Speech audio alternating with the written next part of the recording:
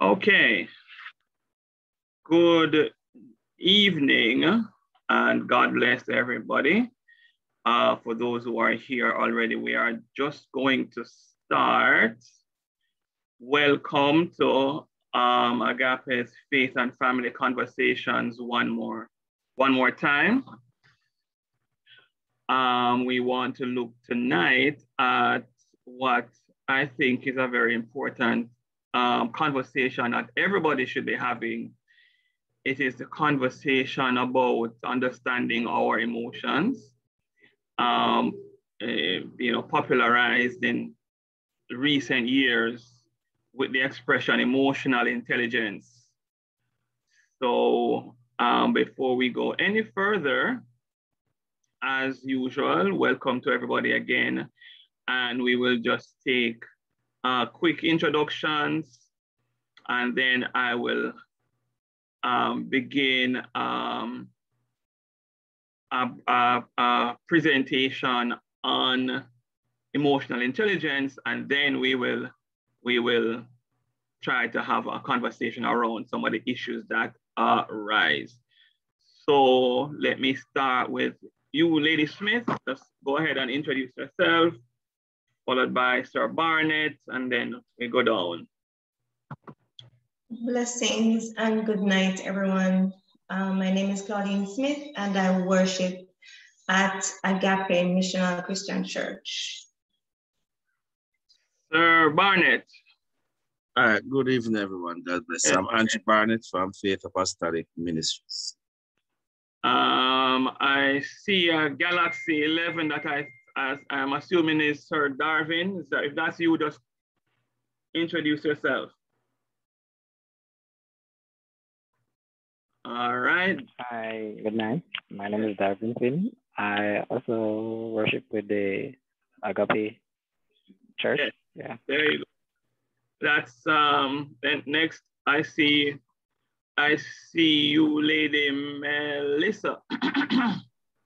Good night, everyone. My name is Melissa Divini, and I worship at Grace Workshop and also at Agape Missional Christian Church. I see you, Lady Natasha. I want to introduce yourself. Hi, good evening, everyone. I'm Natasha. Thank you. Thank you and welcome, ma'am. And I see Lady Michelle. Bless the Lord, everyone, and good night. I worship at Agape Missional Church as well as Bethel Ward Close. And let me see, Tariq is, and Lady Shay are getting on. Let me see if they are successful. Tariq or Lady Shay, if you are able to hear me, just open your mic and just introduce yourself quickly. Good night, I'm Tariq Morrison. There you go. Lady Shay, we're barely hearing you in the background, but I think that was your voice. Good night. Good night. Hey. Yeah, there you go. All right. So, okay. All right. So tonight we are talking, trying to have what I stated that what I believe is an important conversation, the conversation about understanding our intelligence, our emotions, which was made popular by the expression emotional intelligence in the last couple of recent years. And the fact for this week, taken from a journal article, that it says emotional intelligence describes ability, capacity, skill, or self-perceived ability to identify, assess, and manage the emotions of oneself, of others, and of groups. So it's not just about understanding your own emotions, but it also involves understanding the emotions of others as well. So emotional intelligence allows us to be in touch with our emotional state, and to be able to manage it, and to be able to also help or manage the emotional states of others. I believe in a similar way to what the psalmist would say, a soft answer turneth away wrath is somebody who has emotional intelligence so that they know how to communicate and interact with others so that their emotions are also regulated. So we're speaking fully about a theological, a doctrinal concept here tonight, even though this topic is also very much popular and trending in the world tonight or today. So we really want to try to have a go at it, and I really want to get your sentiments on this topic. I see Mrs. J entered into our conversation as well. Good night, Mrs. J, who is a colleague from the Ministry of Health and also worships at, I forget the name of your church, Mrs. J, in Spanish Town, but glad to have you with us. Thank you very much. And my church is St. Joseph Catholic Church. St. Joseph's Catholic Church, that's right. Okay, so just to go through this presentation so that the conversation is informed, I want to share what is, of course, a biblical perspective on, which is also very closely aligned with the understanding that professionals have today on the subject of our emotions or feelings. Feelings are good. Let's start out there. Let's just try to destigmatize, the whole issue of men who are so unfeeling or so out of touch and should not cry. A man should not cry, and that sort of a thing. That's not a biblical concept, and that's also not a concept that we accept in the world today in general. Feelings are, in fact, a part of human nature. They are a gift from God. When God made us, He made us living souls, and we had those emotions with us when He created us, and there was no sin at that time, so they are a gift from God, right? They reflect God's nature. God is emotional. If you are part of our Bible study last week and the week before, we went fully into that, but safe to say that emotions reflect the nature of God as well.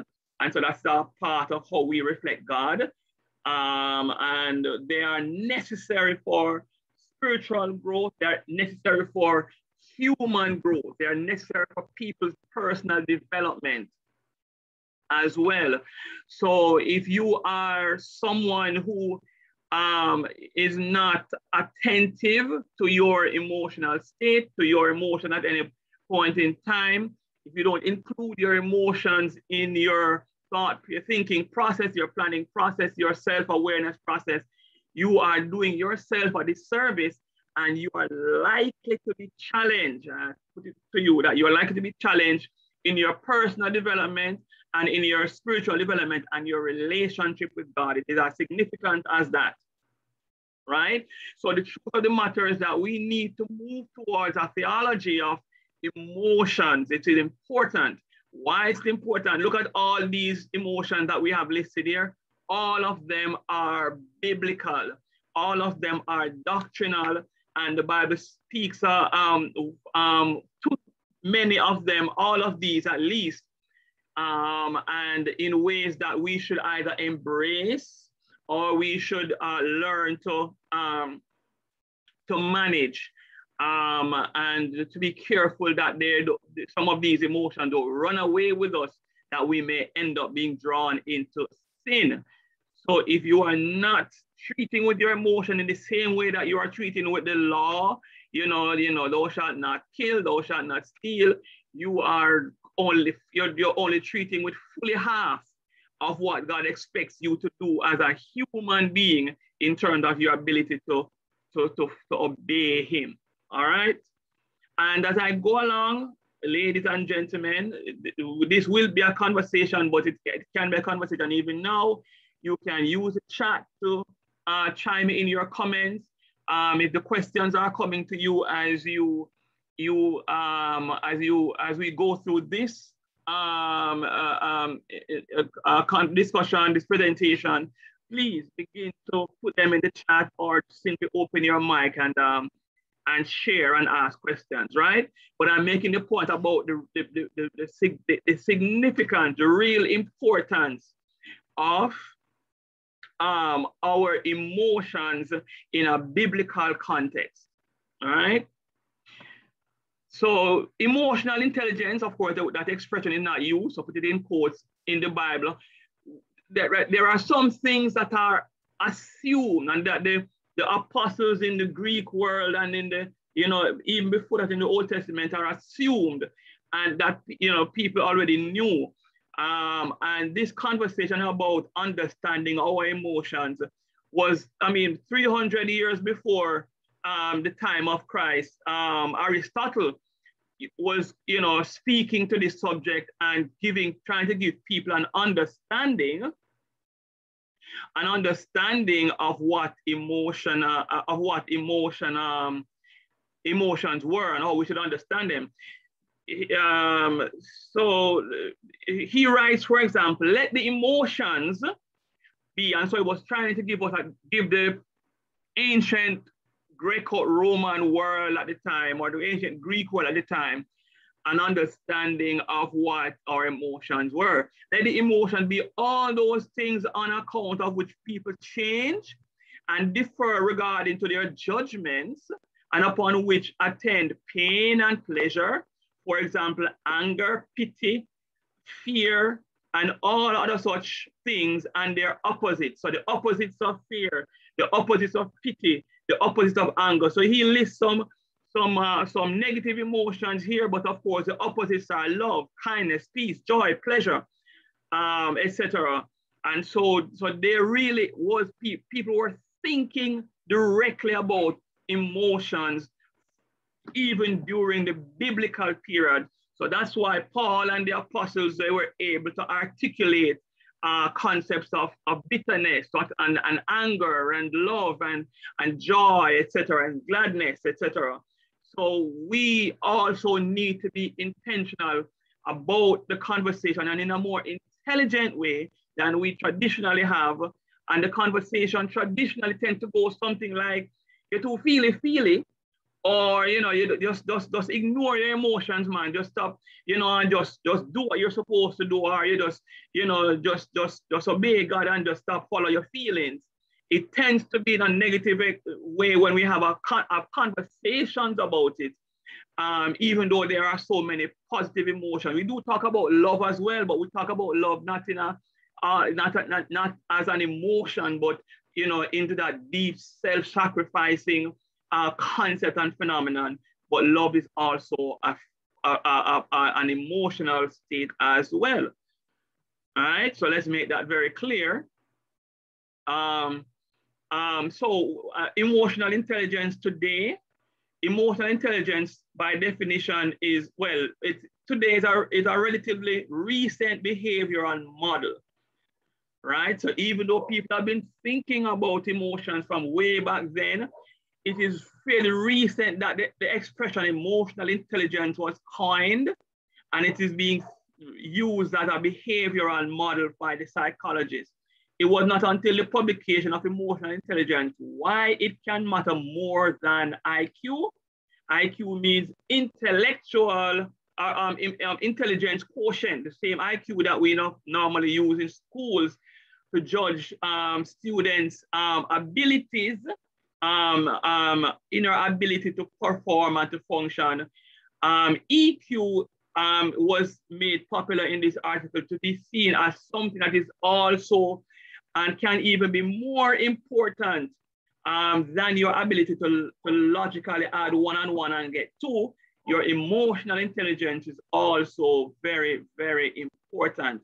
And needless to say, it is very important for you as a person of faith as well. So by definition today, John Myers and Peter Salovey describe that as the ability, that is emotional intelligence, as the ability to monitor one's own and others' feelings and emotions, right? To discriminate among them. So if you are emotionally intelligent, you should have a sense of what you are feeling and be able to label it at any one moment in time. Am I feeling? So we can start with the basics. Am I feeling angry? What is this? Am I feeling? Am I feeling fear, or it is anxiety? What am I? Am I feeling contempt towards this person? Am I feeling rejected by this person? Am I feeling annoyed? It's just your ability to reflect in yourself and to identify what you're feeling in a moment is an important aspect of emotional intelligence. And it also, emotional intelligence indicates that you also are able to use this information to inform and guide your thinking and your action, which is critical. Your ability to recognize that emotions and also factor it into the decisions that you are making and the actions that you take is very important, as opposed to you just pretending that this is I'm just being very rational here and very logical here, and this is what this is so, and this is what is so, and not recognizing or ignoring an emotional driver that may be behind this claim that you are making, that you are being reasonable, right? So it is the honest individual, it is the person who is secure within themselves that is able to say and feel within themselves and say, I'm making this decision, but I admit that I'm a little bit afraid and my fear might be contributing to this choice, right? So so emotional intelligence allows you to discern between your emotion and, importantly, use them to inform your actions and your thinking.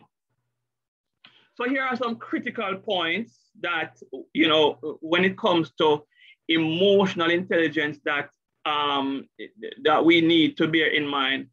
Feelings and thinking should not be confused. Slow down again. Feelings and thinking should not be confused. Sometimes when we are going about our daily business and so on, as I said, there are some decisions that we are making and we're thinking that we're doing it because, out of being informed, but some of those decisions, we kind of roll our feelings into that decision and are not recognizing and factoring the role that emotion is playing in that choice. And so we just roll everything together and say that we are, either making a choice, or this is what we understand this thing to be.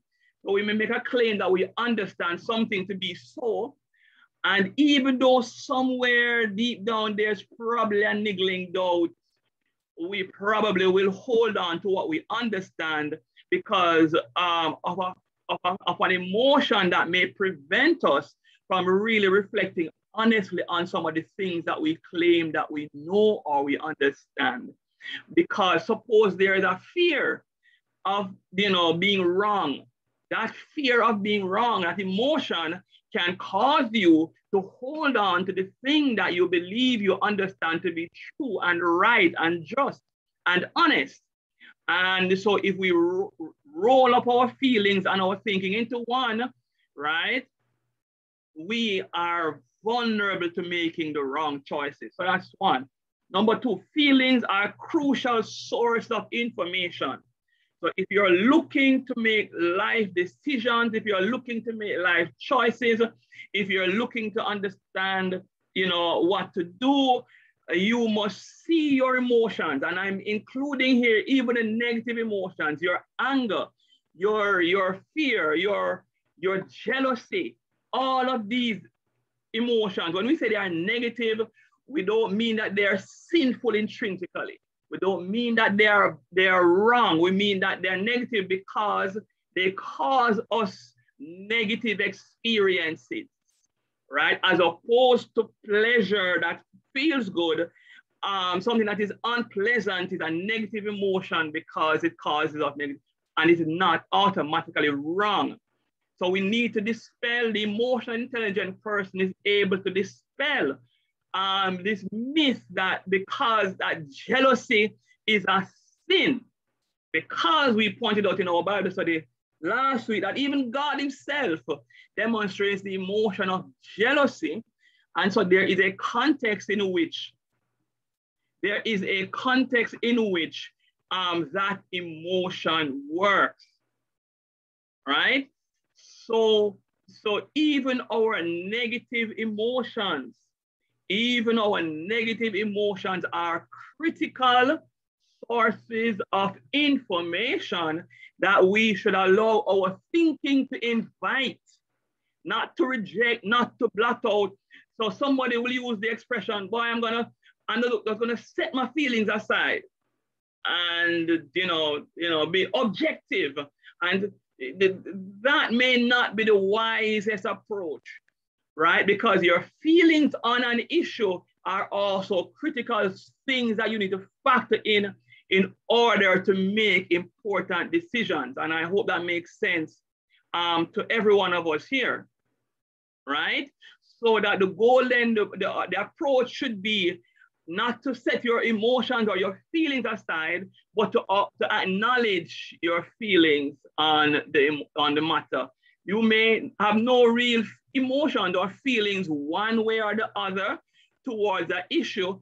You should at least internally acknowledge that you don't have any vested interest in this decision one way or the other. But suppose you actually have a vested interest and you are feeling that insecurity of, boy, I want my son to go to KC, but my wife wants him to go to Wolmer's, and you're trying to both make a decision and you're trying to make your point about why he should go to KC, but you are ignoring your feeling of insecurity that some of the hopes that you had, of seeing your child also wearing your high school tie and stuff, you're trying to push that aside. And unfortunately, sometimes that may cause you to not make a good decision, or to at least inform your wife or your spouse about this part of the conversation, so that the decision can be made in a very open way. I will rest my case on that point. Number 3, feelings and thoughts work together to determine volitional behavior. What does that mean? Feelings and thoughts work together to determine the choice that you choose to make, because behavior is not always volitional. And I'll get to that point in a minute. Feelings and thoughts work together to determine the choices that you make, your volitional behavior, not just your thinking only, not just your feelings only. Both of them in a healthy individual work together to come out to make to choose, right? And so if you factor in your fear of being wrong on a particular point, it might help you and will help you when you're thinking through to recognize that, I don't want my fear of being wrong to cloud my decision or thinking about this issue, rather than ignoring your fear of being wrong and trying to think about it in that way. And then you may end up choosing volitionally and making the wrong choice. And some of these choices could literally impact your life and your future. Okay, so that being said, volitional behavior, right? But here is a critical point. Not all behaviors are volitional, right? Mental health is a factor in our lifestyle, in our discipleship, in our personal development, in our growth, right? Because there are persons who are making choices that neither their emotions or their thinking are influencing, right? In a way that is meaningful, but they are making choices, and we're seeing these behaviors, and we on the outside are looking and we're judging, oh, you're so lazy, you know, or, you know, oh, you're so, you know, you're so cantankerous, you know, and we are, you know, judging them as poor Christians or poor human beings, right?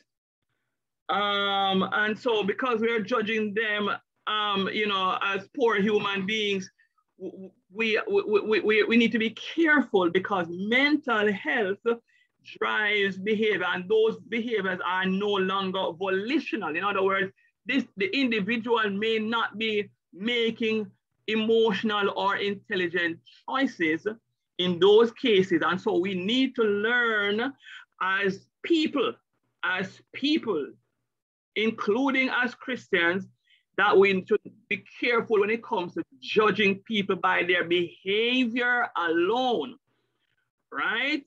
Matthew 7:11, of course, in a very elaborate way of saying, don't judge people. Do not judge and criticize and condemn others unfairly. And you can do that unfairly because you have not grasped emotional intelligence to know that people's emotions, of course, can drive the decision, but it may also not be a factor at all, right? Others unfairly with an attitude of self-righteousness, superiority, or self-righteous superiority, as though assuming the office of a judge.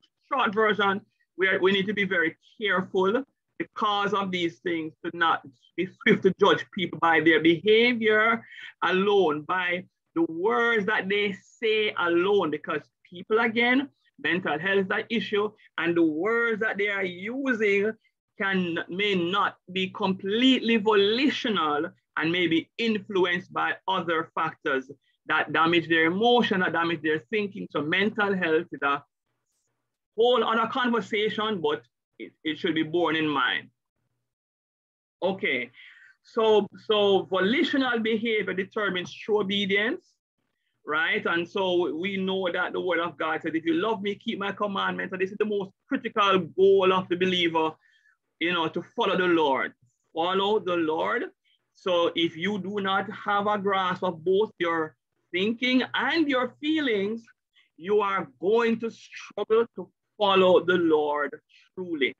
You're going to be struggling. You're going to struggle with authentic relationship with God, because you probably are being driven by, well, Pastor says so, and this is what the word of God says, and so I'm just going to need to do it. And even though your emotions are screaming something else, screaming this don't make sense, screaming something, you know, boy, I can't do this because of, and because you're shutting down your emotions because of the fear of judgment and death, hell, and the grave, and you're going to pursue it. That approach, again, is not the biblical model. The biblical model is like David, search me, oh God, allow me. This is what you want, but what's going on inside of me? Why do I have a fear of doing this thing? Because there's information there that you need to factor in terms of how you are obeying or following that instruction of God. Okay, so intelligence factors. So the emotionally intelligent person perceives accurately emotions in themselves and also in others. All right, you are able, you know, in a conversation with somebody and you're talking to them and you're trying to make some sense, but you see that there's an expression on their face, you see something going on there, you know, they're lifting up their heads and looking into the sky while you're talking to them. Something is happening. Something is happening, and I'm going to ask you, Lady Smith, to send those conversations into the chat room. That might be more helpful to me. And so use emotion to facilitate. So number 2, use emotion to facilitate thinking. So the emotionally intelligent person uses emotions to facilitate thinking, right? Rather than to allow their thinking to ignore what the emotions of the person is, what you're feeling yourself, or the emotion that you're seeing, the frown that you're seeing in that person's face while you're trying to get them to do something, right? The emotionally intelligent person factors these into their thinking. Number 3, the emotionally intelligent person understands the meanings of these emotions, right? And they are understanding how also to manage those emotions, to manage that anger so that you are okay with your anger, but you know that where you don't allow yourself to cross the line to saying things that you should not say or behaving in ways that you should not behave.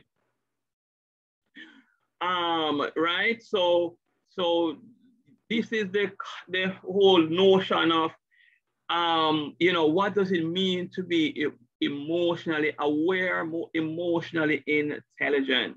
Okay, so quickly and importantly, some important concepts to be aware of in today's day about through emotional intelligence. Emotional abuse is also a thing. So we talk about physical abuse, we talk about verbal abuse, equally so. And these are the things that if you're not sufficiently connecting with as a Christian, people will look on you and know that you're the church. But when they see some of these things that these emotional abusive attitudes or behaviors that you manifest, it weakens your reflection or your representation of Christ, right? So emotional abuse is a way to control another person by using emotions, right? So if you constantly criticize somebody, right, it's almost like using a nail or something to constantly tap on that person to cause that person to be annoyed, or because you're trying to get that person. In your mind, you're probably thinking you're trying to get this person to do the right thing or to behave in a certain way. But if it is a prolonged, persistent, a general way that you do things, you generally do business by criticizing the things that you see, you are, you can be characterized as a person who is emotionally abusive. If you try to embarrass somebody as a way of doing business, as a way of getting things done, that's psychological, that's emotional abuse. If you try to shame people into controlling them, blame people into controlling them, or any otherwise manipulate another person, that is what is understood today as emotional abuse. And people pick up on these things and people recognize these things, right? So a relationship is emotionally abusive when there is a consistent pattern of abusive words. Consistent pattern is the important thing of abusive words and bullying behaviors that wear down a person's self-esteem, right? So emotional abuse goes towards somebody's self-esteem, right? And it undermines their mental health. And so we need to be aware of this issue in ourselves, in others, and of course in our general society. Just think about all those people who are going up and down, doing their business, and how they are being affected by some of these issues at home, and then they come and take it out at work, and vice versa, being emotionally abused at work and come on and take things home at work. How are you? What are your experiences? Are you entertaining people in your life that are emotionally abusive, and you just accept it, but that's how people stay, and you have no boundaries with these persons, and you continue to absorb it? All right, reflect on that a second. So in some factors to deal with when it comes to intelligence, do you perceive those emotional red flags before marriage? Just throwing that out there, somebody who is a constant criticizer, Somebody who is chronically jealous, can't trust you, to know what's going on in your life. They have to be searching your phone. They have to be asking you questions. Are you seeing those potentially emotionally abusive red flags before, or you engage in close relationships? Number two, these issues should be resolved before you even consider courtship. Quite frankly, if you recognize that these are the red flags, don't commit first and then hope to work it out afterwards. That don't make sense, because you can't control people. People are independent thinkers and free moral agents. So unless they change themselves, you can't decide that you're going to change them. Sometimes even for emotionally abusive persons, but particularly when it comes to somebody who you need to have around you morning, evening, noon, and night, it might be more prudent to walk away. All righty, so emotional abuse, and think of, again, what the Lord looks like. Think of what you can understand Jesus to be, and look into yourself and see if any of these ring a bell. So emotional abuse is accusations of cheating or other signs of jealousy and possessiveness, red flag.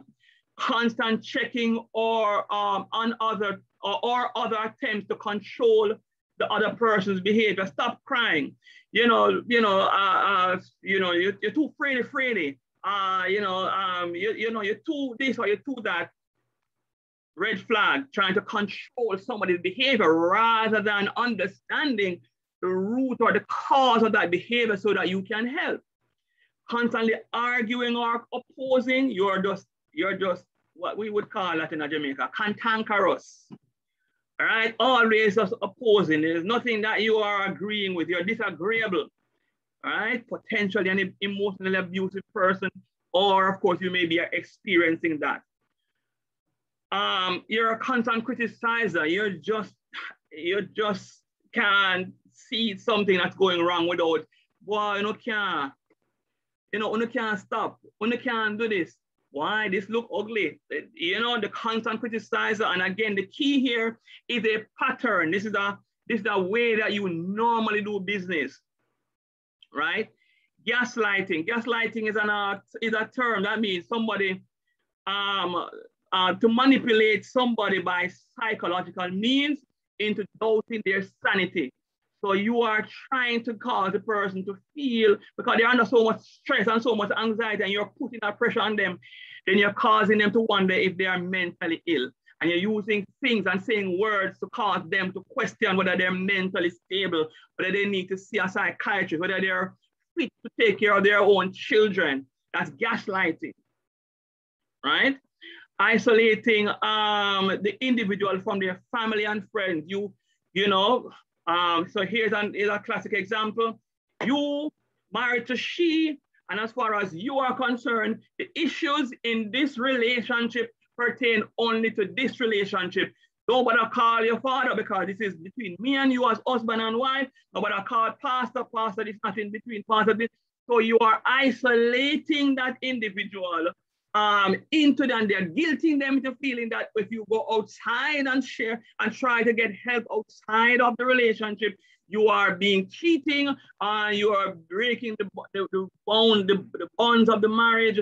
And so this person is just suffering in isolation. Good example of emotional abuse by isolating from family and friends, right? Name calling and verbal abuse, right? Refusing to participate in the relationship, shaming or blaming, silent treatment, trivializing the other person's concerns, withholding affection and attention. All of these, if they are a pattern or a way that you do business in order to get people to conform to your expectations, that person is in an emotionally abusive relationship, or vice versa. You might be in an emotionally abusive relationship. And finally, I think there are significant benefits for emotional intelligence also in your occupational development, because as we made it the point in the definition, if you know how to communicate with individuals and have conversation with individuals who are likely to be irritable, who are likely to be negative, to be able to have conversations that manage those negative emotions that they may display in order for them to be able to function better, you have an advantage on the workplace, right? If you have an ability to regulate and to manage your own emotions, when you get more work than you're supposed to, when the boss is being unfair to you, to be able to manage your emotions so that you can respond in a wise way to these situations, you have an advantage on the job. So emotional intelligence is also significant for occupational purposes as well. So in a nutshell,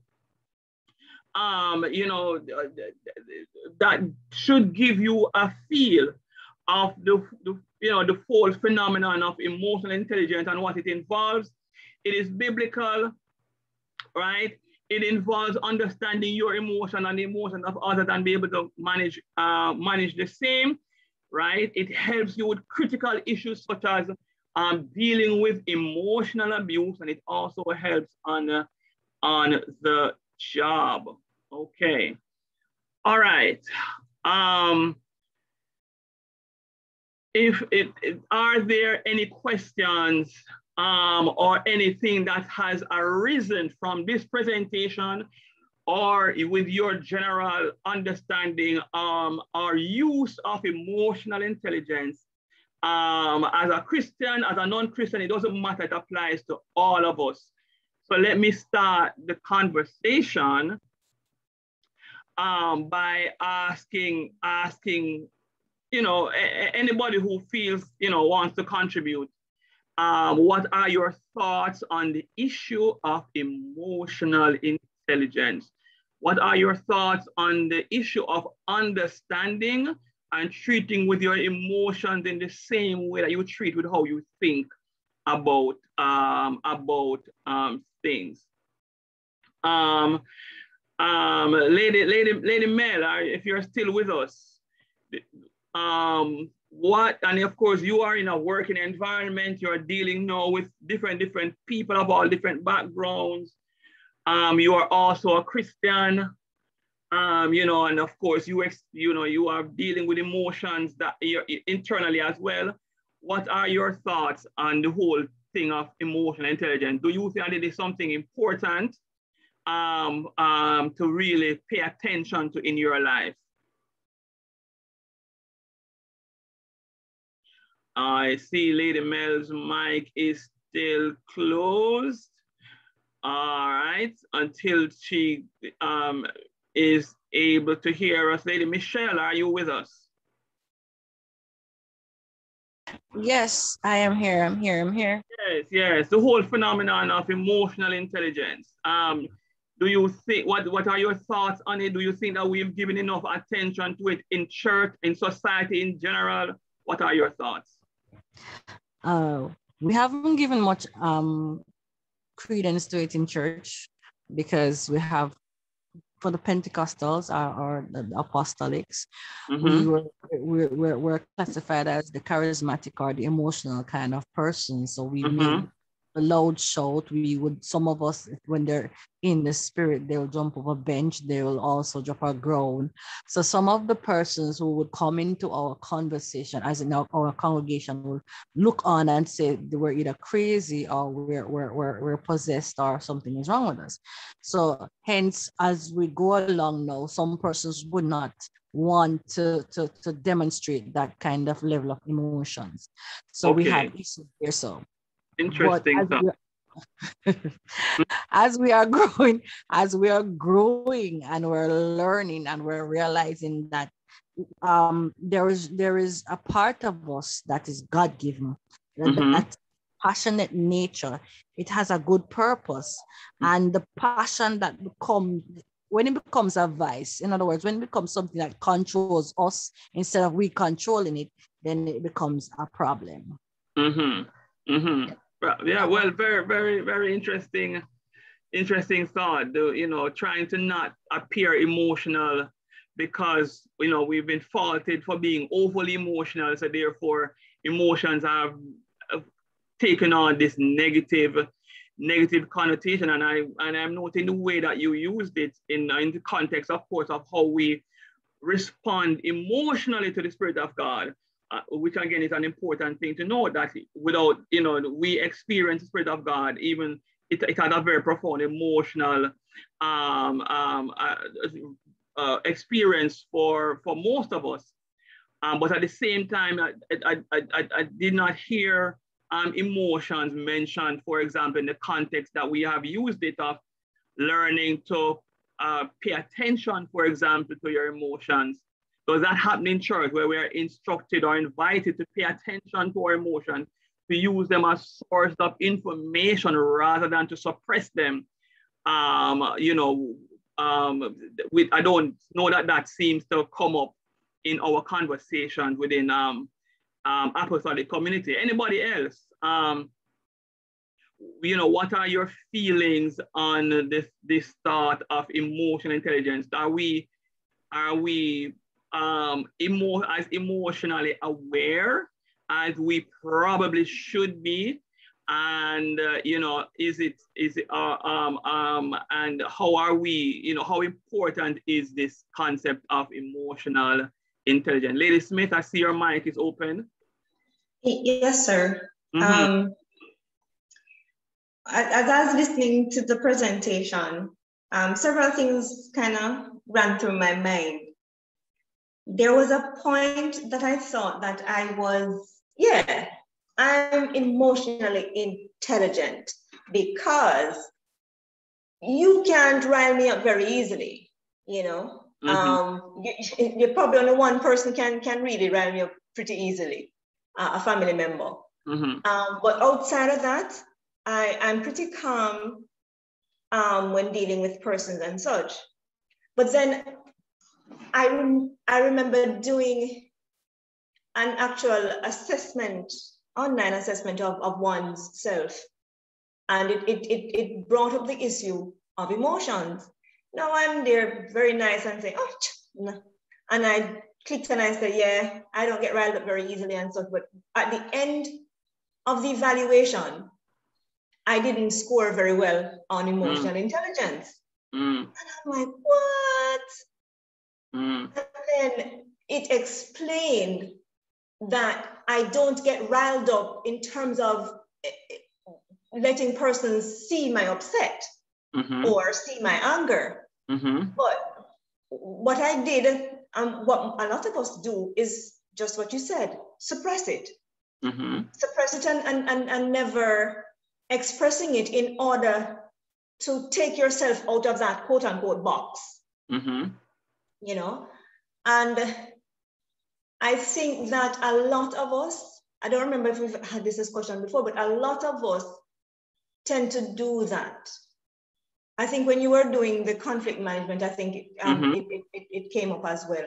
But a lot of us tend to try to hold and keep the peace, suppressing our emotions and keeping quiet.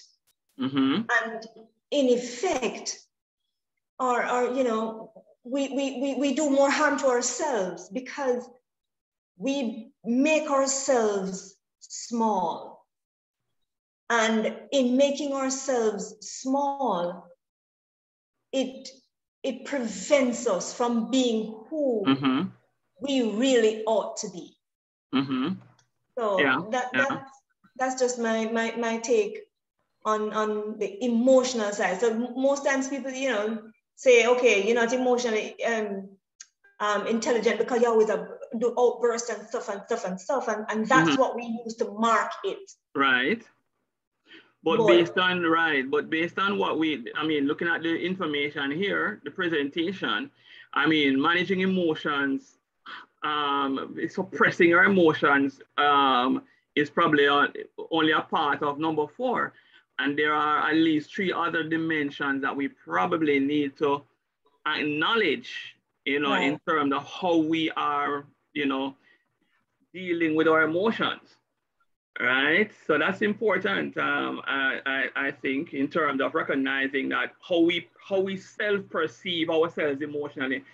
So which is, let me just throw this one. How many individuals, just probably by a show of hands in your, if you're able to use the hand raise feature in the group, think that you are emotionally intelligent? Looking at the 4 criteria that we have here, how many of us think that you are emotionally intelligent? Just by, and I have a poll feature, but I won't use it. I'll just ask, just by a quick show of hands, if you think that you are at least where you emotionally intelligent to the place where you want to be, based on this presentation, by a show of hands. I see no hands. Or maybe the clickers are not working. All right, maybe the clickers are not working. And so, you know, some of the emotionally intelligent persons within the group are unable to express to communicate it. But I see no hands. But sir, I think your presentation tonight is showing us that, okay, then we're not very emotionally intelligent, because the top 3, I can speak for myself. I've not really given those much thought. You know, using my emotions to what? To facilitate thinking. Yeah, I just know I'm feeling this way, and that's pretty much okay. Let's calm down. Right. Yeah. But as opposed to I'm feeling this way, what behavior, what is causing me to feel this way? Yeah. So that I can also think about that cause in my thinking, my general thinking about this issue or this individual. So that's important to note. I see Mrs. J, your hand is raised. Go right ahead. Yes, good evening, everyone.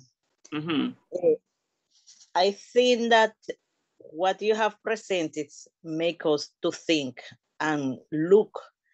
Probably if next week you ask the question, maybe we will be able to answer, perhaps. Because to be emotionally intelligent for me is like a process. Yes. And the closest you are with God, the more intelligent, emotional intelligent you become, because what happens is you become alert. Yes. And like you say, when the feelings come, like if you are talking to somebody and suddenly you get angry, yes, quickly you realize that sense that is out of that you need to control it. Okay. Therefore, to me, being emotionally intelligent is a process. Yes, that's correct. Also to be more closest to God. Because at times we do foolish things and we judge the other person thinking that we are correct. Yes. I remember one day I was talking to somebody and I said, but I cannot understand how some people don't see that they are wrong. And the person said to me, Mrs. Yes, you don't realize that they already assume that they are correct. Hey, everybody else is wrong. Therefore, it's a process. Yes. And you need time, and also, in fact, at times you need even coaching to be able to do it. And the next point is the churches, well, the church probably doesn't bring the congregation to that depth that you are bringing us here. I probably speak for myself because in my journey I have been doing a lot of journeying, but a lot is because I like to go into workshops, I like to go into prayer meeting, I like to go there. You understand? That's what will bring That's maturity intelligence. Okay. Yes. Over. Thank you, ma'am. Thank you, ma'am. So yes, if we are feeling intimidated, probably by seeing some of these things for the first time, I believe what persons should take, at least hopefully from this conversation, is the beginning of your personal conversation about emotional awareness, the biblical role that emotions play in our discipleship, in our walk with God, and then to begin the journey again of number one, just beginning to perceive and starting to be aware of our feelings at any moment or in time, or when it comes to specific issues, as a separate, discrete thing from what we think about a particular issue, right? Because our feelings, if we don't acknowledge it, it can actually influence, as I said before, influence our thinking in ways that are not right.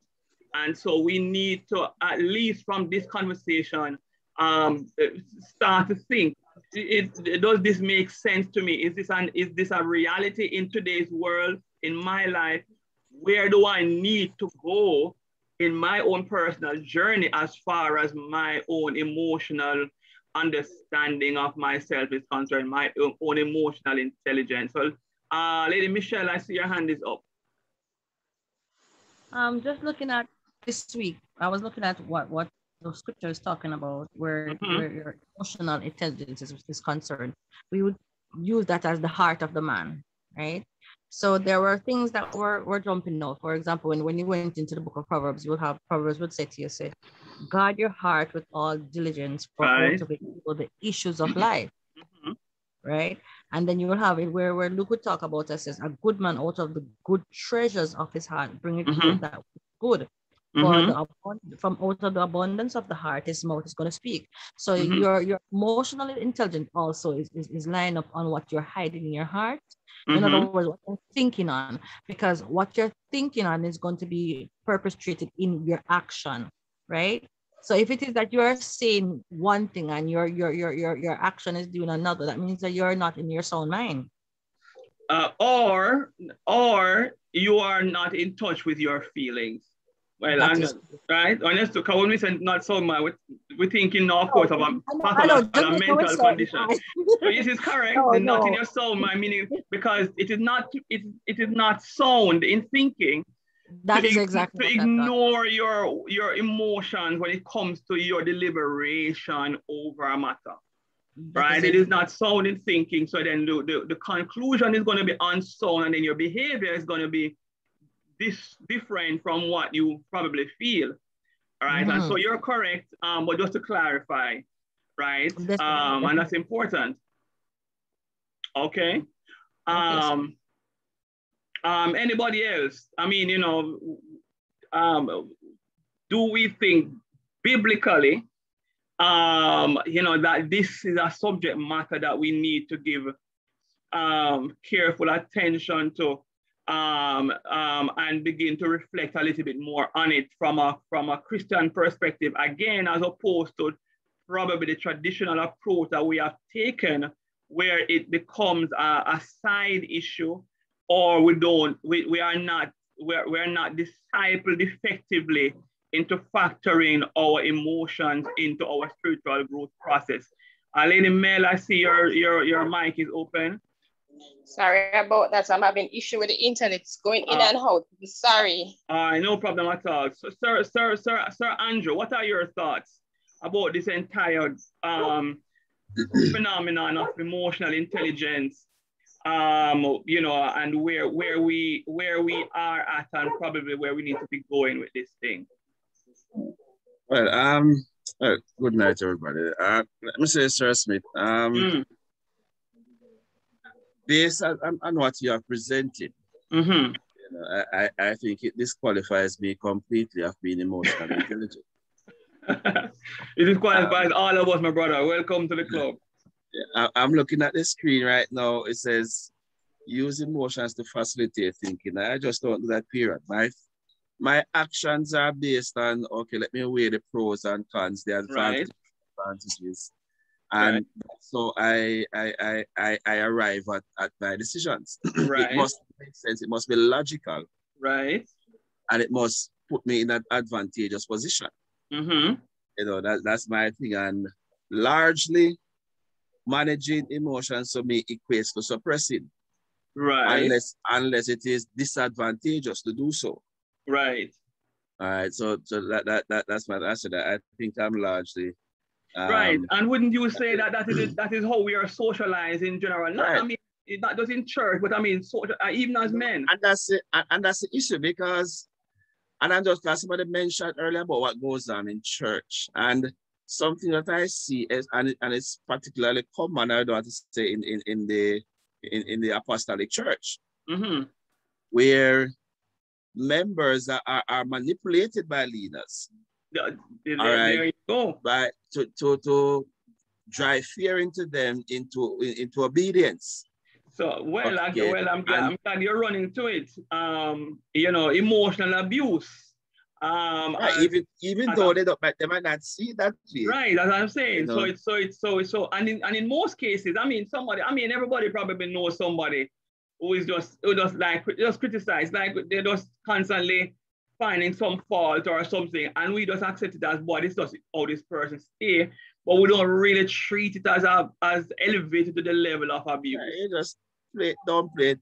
A particular problem though, Sir Smith, in terms of, you know, and again, for those who have been around in the apostolic church for some time, would have seen it on numerous occasions. I always wonder, what does it benefit? All right, you mentioned earlier in the presentation about, you know, you can't just judge person by a behavior, because you don't know what is happening or what has happened to that individual before that might be contributing to the kind of action that they are displaying. And I often wonder when, for example, a pastor comes on and let's say and name an individual and say, okay, then, you know, publicly chastise an individual. All right, how do you treat that, especially in a context where the behavior that the individual is displaying is one that they are probably trying to work out, but at the moment they are still struggling with it. Yes, they are still struggling with it. But no, you are called out publicly. All right, and I believe, and I stand corrected, I believe a lot of times it is done to kind of let the others know that, listen, right, you know, we're not going to tolerate certain things, and under my leadership, under my watch, this is what it's going to be. So let it be a warning to the others. All right, that certain kind of behavior just will not be accepted. And I see that now, based on what I said, I see that as some kind of emotional abuse, using whether that's fear or intimidatory tactics and stuff to control the behavior of the masses. Well, you are hitting something which is important.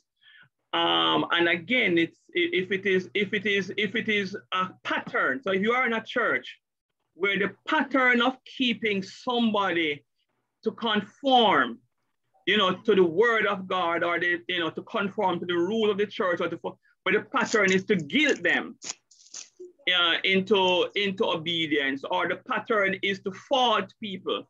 You people are under some negative. So yes, well, and as a matter of fact, there's a separate classification for that kind of abuse. It's called spiritual abuse, right?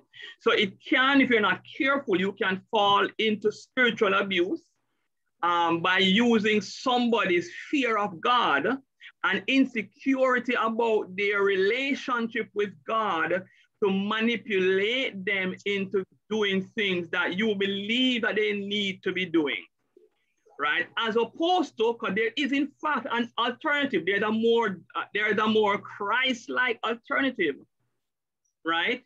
Which is, instead of trying to lay on the rule, this is the rule, you should, be in church at 7 o'clock, because church starts 7 o'clock, and you folks who constantly come to church, you know, you folks are ungodly and you folks are this. There is an alternative approach to that, where you again try to go where people are at and find out what is contributing, right? So Jesus would go alongside individuals, right? And be familiar with them and to who they are, and then meet their needs where they are at, as one approach, right? Alternate approach to the coercive, manipulative model that we just tend to stress. Granted that there will come a time when, having allowed somebody to go through the process of understanding and knowing, and they then know volitionally are rejecting God or being rebellious, it is within their ability to do the right, but they are choosing to do wrong, then the judgment must come down. But so that does not fall into the category of emotional abuse, because it is specific to an incident and a situation, as opposed to a chronic way, a repeated way of treating with people, right? But outside of that, if that's your regular thing, right, to speak negatively towards people in order to guilt them, then that model of getting people to relationship with God is only gonna last as long as you are there. Once your voice stops and they seem to have a freedom to do their thing, that's when you're gonna see where they're actually at spiritually. And so spiritual abuse is also a thing. Sir, isn't that also bullying? Right. So it is using the tactic of bullying. So the tactic is bullying, right? The actual specific activity is bullying, and the general category that it falls in is if you're bullying somebody using their fear of God or their insecurity about their relationship with God, right? To get them to control their behavior, then that bullying now falls under the umbrella of spiritual abuse. Okay. Right? If it is emotional abuse, if it's not necessarily you're using their fear of God, but you're using their personal insecurity. This person is insecure as a wife. She feels that, you know, she is not as intelligent as her husband. She feels that she is not as you know, as gifted as her husband. And so he then now uses this insecurity to manipulate her to doing things that she feels uncomfortable doing. Of course, that would fall under emotional abuse. Okay, sir. Right? What about a pastor who might himself have a congregation that is not as educated as he or she is, and because of the education that he has the dominance where he would say to the persons, I don't have to do this, you know. I have other things to do. So if you don't get it now, tough cookie for you. But for those who want it, I am here. But for those who want it, I'm here. So so if that is a pattern of behavior, yes, it is. What I'm saying? So if that's a pattern of behavior, that falls under the category of emotional abuse. So you would think, what is the emotion that he's he's using in he's trying to get people to feel guilty, or not guilty in that case, fear. You know, boy, if my pastor should leave, I mean, he knows so much, he's able to tell me so much. If he should leave, then, you know, I'm going to be in trouble. So fear, so it's called using fear as a driver to get people to conform. That's a pattern of how he does business, then yes, that falls into the category of spiritual abuse, right? If there is a situation where he has, as a shepherd, you know, gone alongside individuals to meet them where they are at, recognizing, you know, what is at the root of their non-compliance. Is it that they don't understand? Is it that they don't have the money to take the bus to come to church? Is it that they have to walk 10 miles? That's why they're constantly late. Is it what, and if he has done all of that, And it has come to the point where as a group, people are, generally being neglectful of their relationship with God. And you make a pronouncement, listen, I can, and then, so your last resort then is to let them recognize the fear and the risk of, losing what they have. Then that is not abuse. That's actually allowed as a form of judgment, because love allows for judgment at the end of a process. Fair enough, right? sir. So Fair therefore, enough. emotional intelligence now. So emotional intelligence should allow us, when we are hearing pastor preaching or teaching or saying something, and we process how we experience his word. So if all the time when you are hearing ex-minister talk, you are feeling fear, and it is out of fear that you are responding and conforming, you as the emotional intelligent person should not ignore that. You should actually be aware that that's what you're feeling, as opposed to thinking that the man is talking the sound word of God. This is the word of God. And so you're thinking that this is logical, when in fact, what is, your decisions are being driven not by the logical word of God that you think it is, but it is being driven more by your fear, or it is driven more by your guilt. So emotional intelligence allows you to not just think about what pastor is saying, but also feel about what pastor is saying. Does that make sense? Yes, okay. Sir, So, okay. Right. So this is the place, and this is the importance of and the critical importance of emotional intelligence, and that how God designed it. And again, our Bible studies comes tomorrow. We'll try to bring the thinking and the feeling together to allow us to understand how God intends for us to bring these two things to do his will. If you leave one of them off, you are vulnerable. If you ignore your emotions, you are vulnerable. You're vulnerable to false teaching, because you are following the teaching based on not what you think it is right, but you're really following it because of your emotional experience of this individual. Lady Mel, I see your hand is raised. All right, sir. One other thing, I'm going to speak regarding leadership. Mm-hmm. For me, it's like a learning process.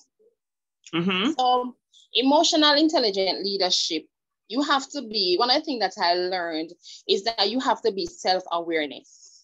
Right. Where you always know how you feel, and you know how your emotions and your action affect the other persons that is around you. Mm-hmm. Right.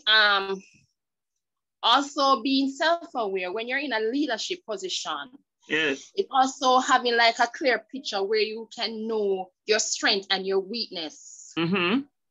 And it also means like having that form of humility then. Yes. The other thing I actually, as I said, it's a learning process for me, because being in a leadership at work is a learning process. The other thing also, you have to like slow down. Like for instance, when you experience like anger or other strong emotions, you have to slow down and examine yourself. Mm-hmm. And you have to remember what the situation, and you can always choose how to react. So you have to slow down also if you're going to be a form of leadership in your emotional intelligence. Also, I think another one that I examined this week was some form of self-regulation. Mm-hmm. Word. Mm-hmm. Right, where you have to be like practice of being calm. Yes. You have to be calm, because I'm going to be honest. Yes, you have several team members, several different background, different personalities. Sometimes they come with their problems and stuff. You have to know how to deal with the situation. You cannot be aggressive. Mm-hmm. And then again, you have to actually know how to release your stress. Mm-hmm. Because sometimes you're going to be stressed, but you cannot actually shout after your team members or anything like that. You have to know how to practice to calm yourself. And I think another one came up, motivation. Yes. how would I put that? Motivation is like self-motivated, working as a leader, right? So you have to consistently push towards your goals. And how would I put it? Yeah, because even to be motivated is also an emotional state where you can feel motivated or you can feel demotivated, right? So the emotional intelligent person, think of it as well. If you are on the job and you're working hard, and you're pushing, your body becomes stressed, but also your mind becomes stressed. And when your mind becomes stressed, your anxiety level, worse if you're trying to meet a deadline, right? Your anxiety level. So the emotional intelligent person is aware, right, of their anxiety level probably trending up, and the risk of somebody opening the door now and just saying, adding one more thing to your plate, the risk of an explosion. And in that moment, you understand what I'm saying? Because you were not paying attention to your stress level, your feelings of anxiety, your feelings of stress, your demotivation and when you ignore those emotional states along with the work that you're doing.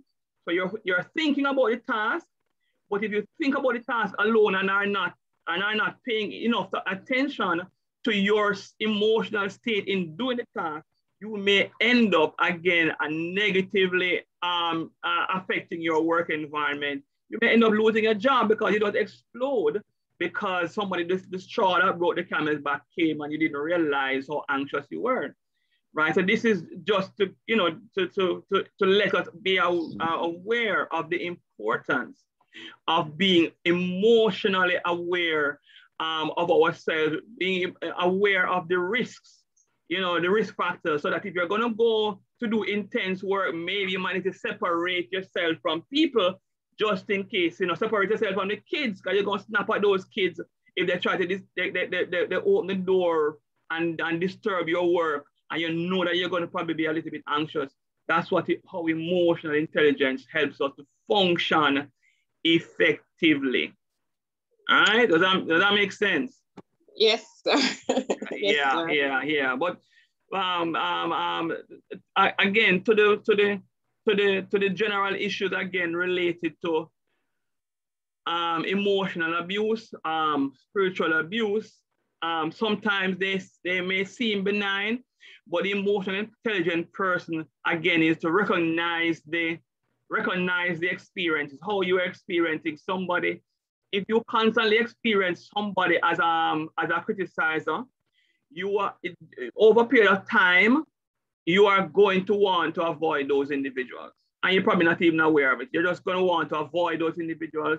Or when they open their mouth, you're going to become defensive.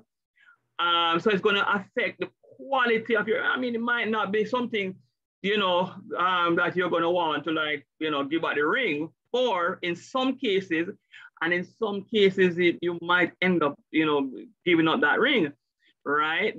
Depending on how you are experiencing and dealing with that criticizing, because there are persons who are so constantly criticized so much that they develop psychological conditions. You become anxious. Your anxiety levels going up. You might have to start take tablets because of your negative experience around an individual. Sir Andrew, I see your hand up. Yeah, just checking, sir. At what?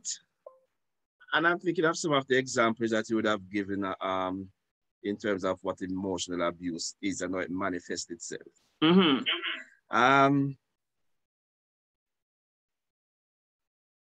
Is it? I'm trying to phrase it properly.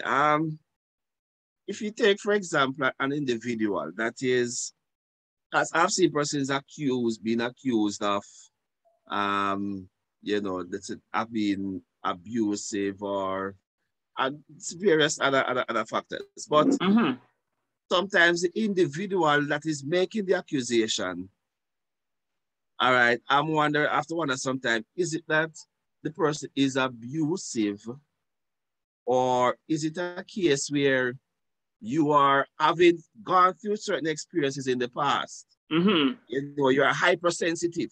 And so the good intention of the individual all right, is misconstrued. Right. And so you are labeled as this monster. But the truth is, nothing was really done out of the ordinary. But it's a case where, okay, so I am being judged based on your past experience. Or you come with some preconceived notion, preconceived ideas. And so the person might not even have gotten a fair chance to begin with.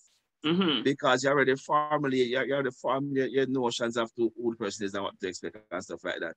So, I mean, in terms of emotionally abusive, at what point do you say, okay, then yes, this person abusive, or do you look at both sides and look at the person leveling the accusation to say, well, maybe you need to change your concept of abuse or what you consider to be excessive, because in all fairness, what the individual, what the accused did really and truly does not amount to anything, out of the ordinary.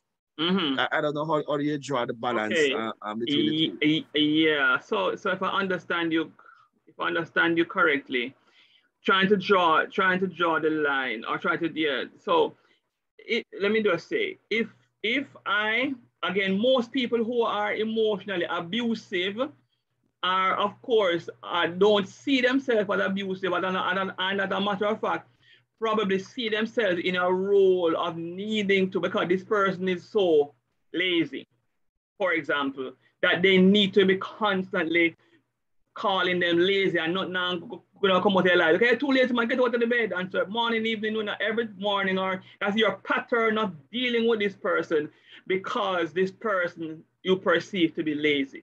So the individual who is repeating that behavior, using those negative words, the criticisms, etc., may not necessarily see themselves as being, and of course probably think that this is normal. This is what you do if somebody's lazy, you push them, or X, Y, Z. How you define whether somebody is going, this will becoming abusive still, is the pattern of negative approaches to the person, to somebody's state. So if it's a pattern, so the person is lazy, right? Let us assume that the person is lazy. And so you develop a pattern of, you're too lazy, man. You can't do better. Boy, your sister, every time you see your sister get up in the morning, you can't. And of course, every week or every other day, that's your state with this particular individual. That repeated action, right, is not contributing to the actual issue that you're trying to resolve, which is, why is this person not getting up out of the bed in the morning? So that, in fact, can turn out to be abusive, because this person, who on top of being lazy, will now form the opinion that he's lazy and not as good as his sister. Does that make sense? Being lazy and not as good as other people, right? Because of that repeated use of negative pressure or criticism to try to control or get that behavior, right? So the emotionally intelligent individual, well, the perpetrator probably would not be in that position, but the person who's experiencing that repeated action should be sensitive to how they are experiencing. Is this helping me to come out of the bed, or is it just reinforcing or adding to my state? But the key that you're looking for is a repeated use of negative of trying to use somebody's negative emotion to control somebody's behavior, rather than sitting down and thinking through, okay, what can I do? Do I need to apply some motivation? Do I need to sit down and have a conversation with this individual to find out why they think that they are not coming out of bed, to do something that could actually contribute to the improvement, rather than the repeated use of trying to manipulate their use of negative emotion to get them to change. That's what draws the line. Even with a person with good intention, you can become spiritually or emotionally abusive if that is your pattern of dealing with issues. I don't know if that is helpful. Okay.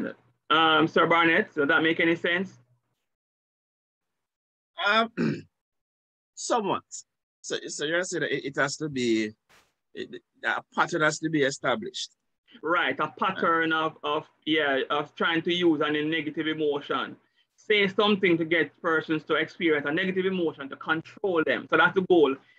Pattern, negative emotion control. Once you are involved in that, even if you're a Mother Teresa, that is using that can be emotionally abusive, and that can in fact cause the person who is experiencing that constant thing to develop negative perceptions about themselves, and it could make the objective that you're trying to achieve worse than what you're trying to do. So they might end up again being both lazy and now having this negative. The reason why I'm lazy is I am not as good as my sister or whatever. So that's really the criteria that you're using. All right, so I get that part. So the other part, well, I mean, I get a part of being emotionally intelligent is not just dealing with you, but those around you as well. Yes. So the other part is, again, what I was mainly alluding to, how do you treat the individual? Mm-hmm.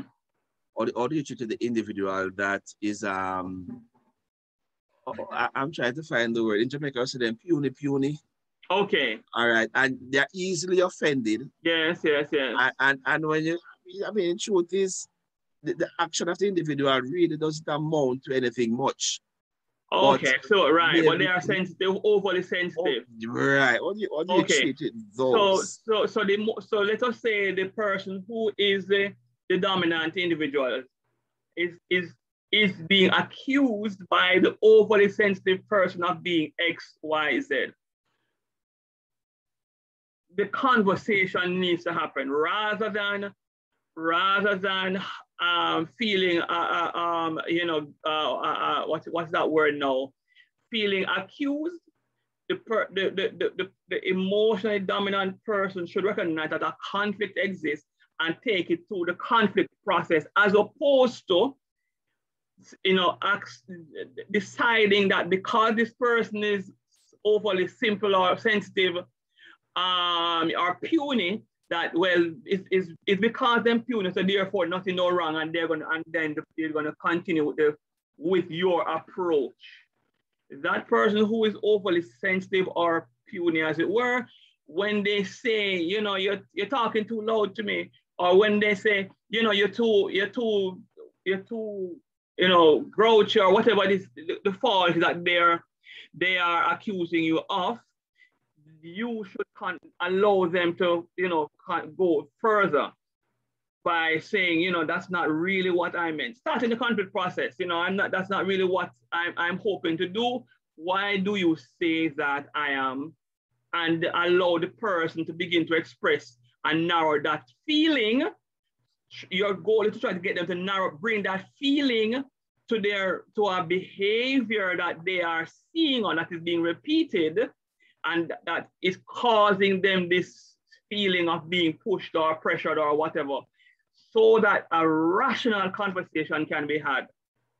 So your goal in that is to try to get the person to have a thinking conversation, factoring how they are feeling about a specific behavior, and you're moving towards resolving it between both of you.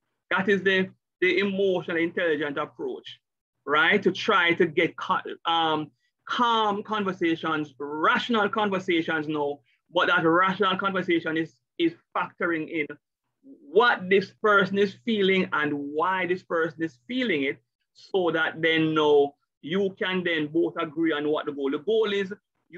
I think that you are too passive, and I'm hoping that you become a little bit more assertive. What can I do to achieve that? And so the conversation, Sir Barnett, is really the approach that you would want to take in order to deal with that, as opposed to, again, this person is puny and there's not really anything wrong with me, it's something wrong with them. Once they are being negatively impacted by the approach that you're taking, you should try to go have a conversation about it. I hope that makes sense. Yes. Okay. Anybody else? The whole issue of emotional intelligence. Are you dealing with your emotions, in this pandemic? In your life, in a way that allows you to again factor in your emotion, and do you think that it is something that you need to do going forward? I don't know if there's anybody else in the conversation who wants to. Sir Finn, you look like you're still in the conversation. I'm not so sure if you're there with another male. And we know that, again, the stigma that males are not emotional. Again, emotional intelligence allows us to understand that both male and females have and use emotion, and men also end up making decisions based on emotions as well as women, and probably even to the same extent. But because it is not acknowledged, and because it is confused with rational thinking, it's not factored into the equation, then it looks like a rational decision, but it's probably a decision over an ego, probably might trip in, that is influencing the decision. You don't want to look wrong in front of this person. A feeling of, I know this thing, or feeling of insecurity about being wrong, maybe driving it on all those things. So men also have to recognize this gift that God has given us and practice using this gift in advancing ourselves through this life. Amen. So any additional issues or concerns, probably what we have said.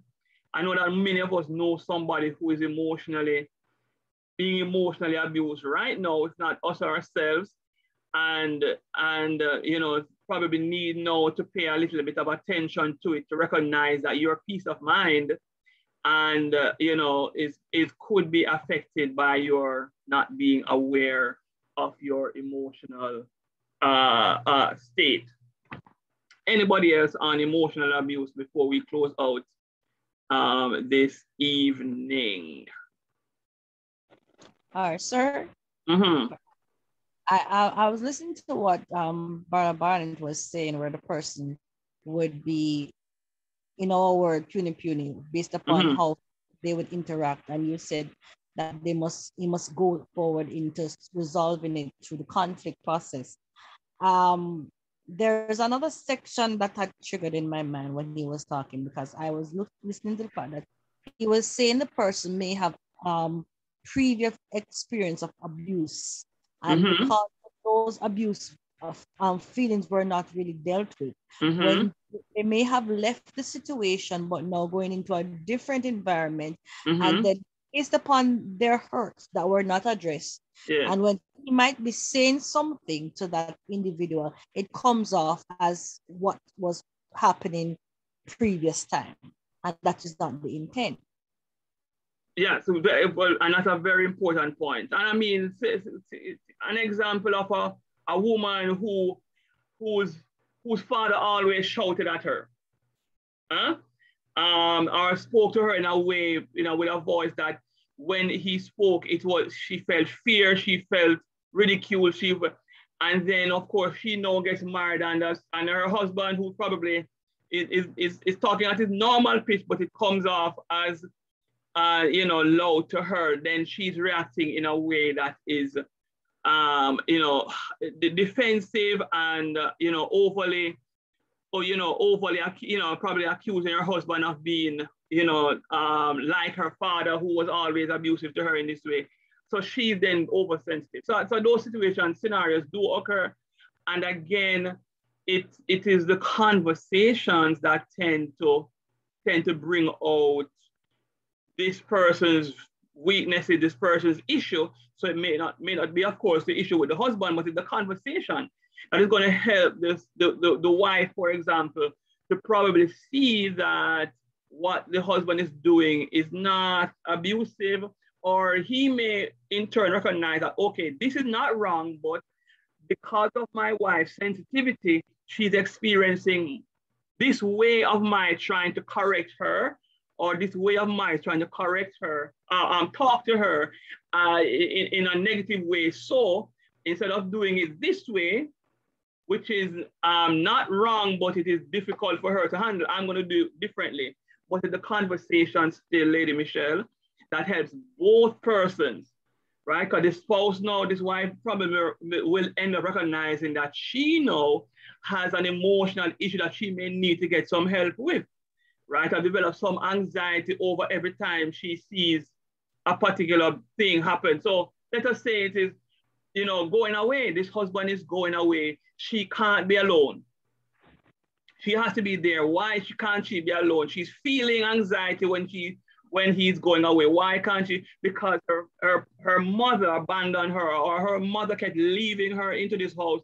And when her mother kept leaving her into this house, somebody comes over and physically abuses her or something.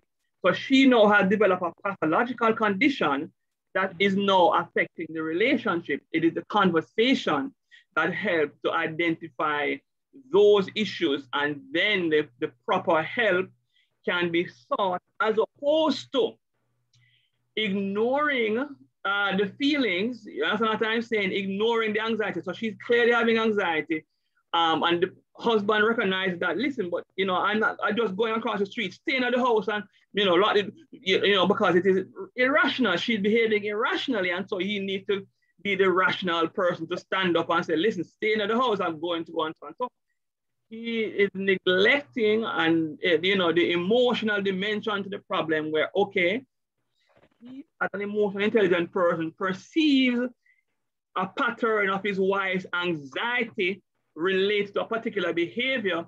Instead of constantly repeating the behavior, ignoring the feeling, he factors the anxiety in the equation and says, okay, you know, what is happening here? What is happening here? This is not rational, because it is normal for men to go to work. You can't come to work with me.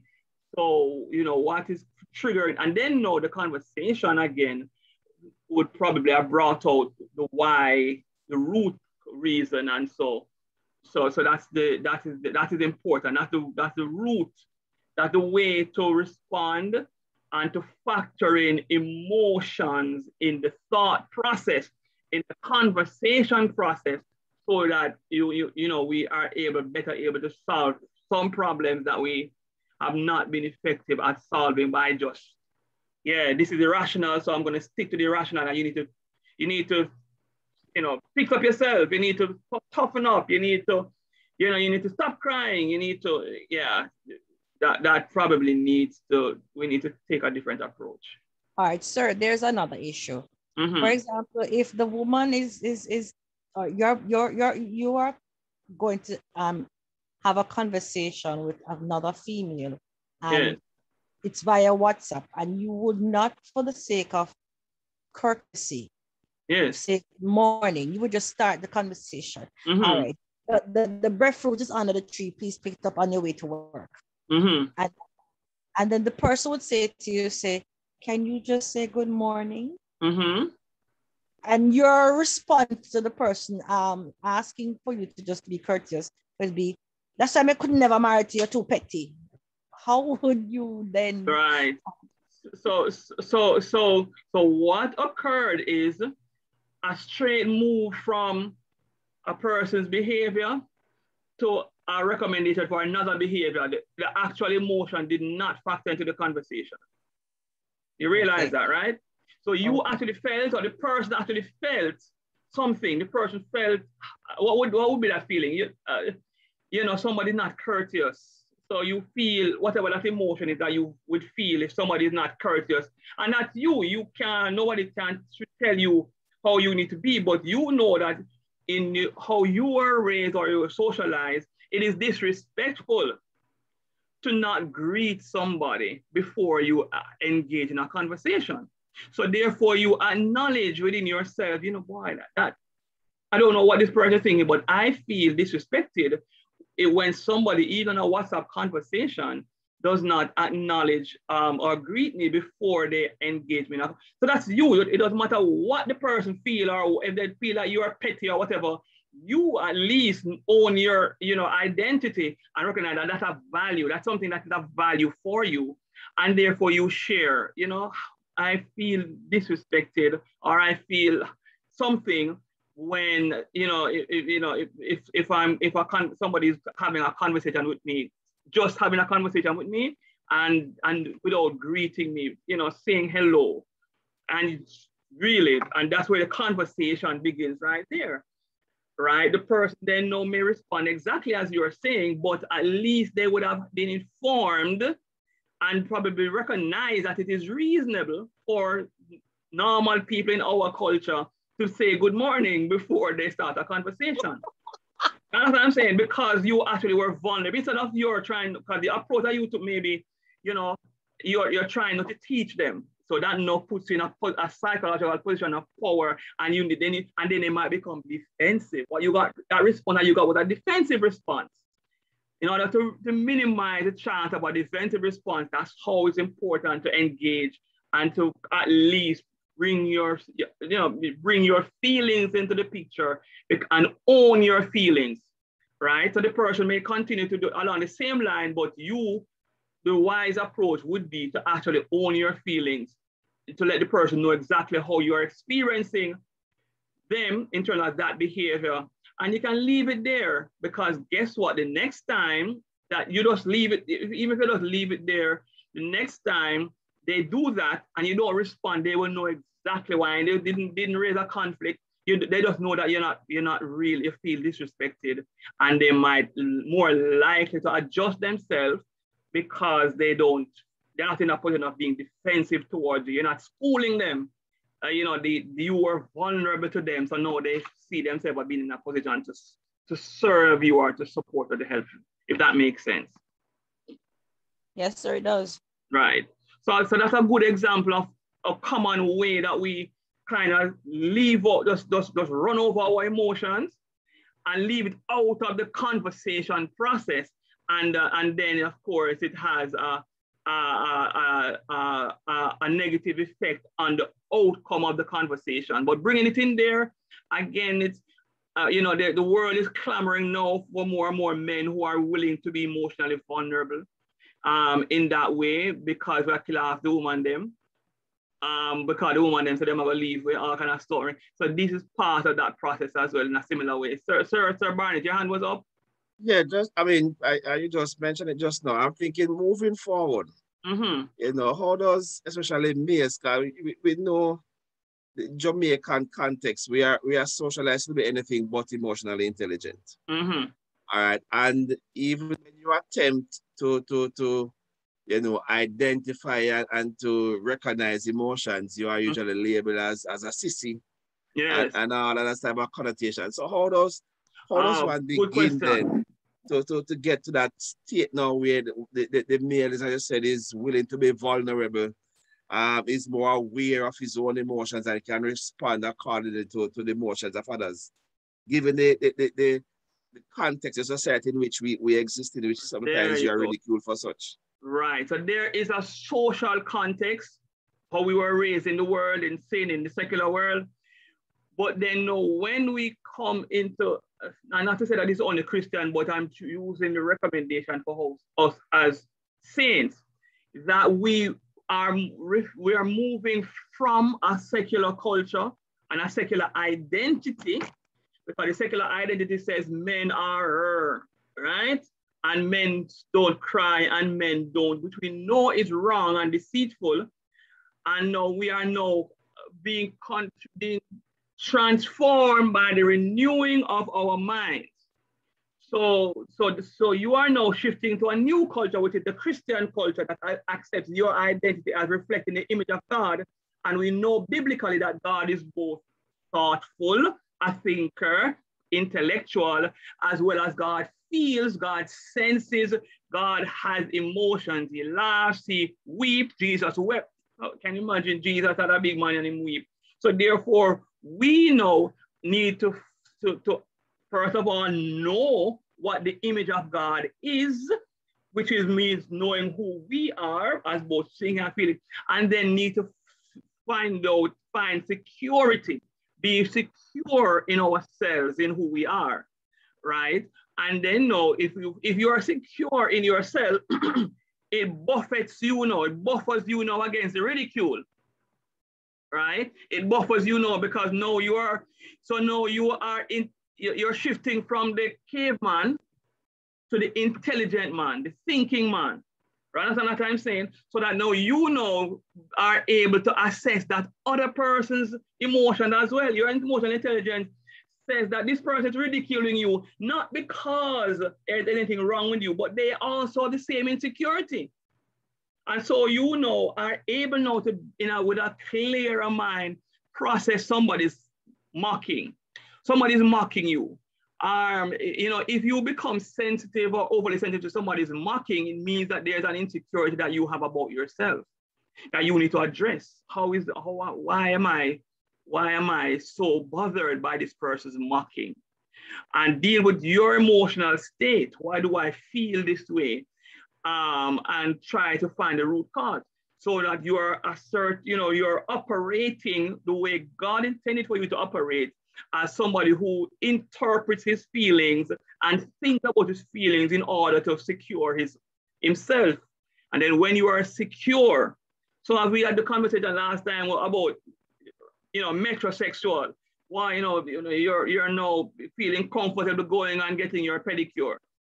You are secure in that identity now, even though in some time back, boy, I wouldn't even go into a massage parlor and I go and I get my massage in a massage parlor.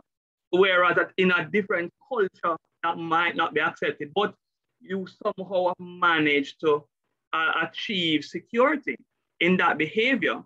So the same way, you also need to work towards achieving emotional security, being secure in your emotions, in how you feel about a matter as much as you think. And when you achieve security, then now you are fit to go and evangelize and witness in the world and try to get people to know how God expects men to behave. Does that make sense?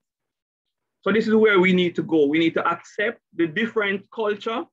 The biblical culture is men are both thinking and feeling. Are you okay with that? If not, why not? Process it and say, why are you not okay with that? And work through yourself to get to a point where you are secure in it.